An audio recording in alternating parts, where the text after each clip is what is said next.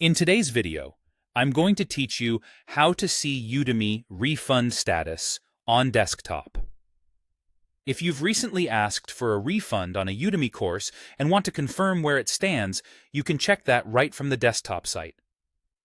Start by opening your web browser and heading to udemy.com. Make sure you're signed in to the correct account. Refunds are tied to the account that purchased the course, so being logged into the right one is important. Once you're in, look to the top right corner of the page for your profile icon, the small avatar that represents your account. Click that, and in the drop-down menu that appears, choose Purchase History. This is the hub where Udemy lists every course you've bought and any related refund activity all in one place. On the Purchase History page, you'll see a table of your transactions. Take a moment to scroll through your list and locate the course you requested a refund for. You don't need to open the course itself. Everything you need is visible right there in the list.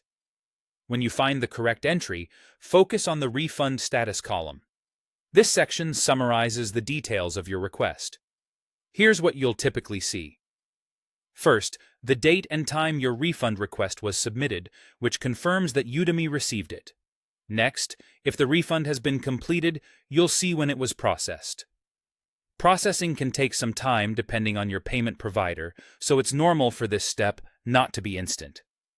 You'll also see the amount that was refunded, which should match the purchase price minus any applicable adjustments, and the payment method used for the refund, such as the card or service you originally paid with. That tells you where the money is headed. If the status indicates it's still pending or processing, give it a little time and check back later. Banks and card issuers sometimes need several business days to post the credit, even after Udemy shows it as processed. If the status shows completed but you don't yet see the funds, it's often just a delay on the payment provider's side. And that's it.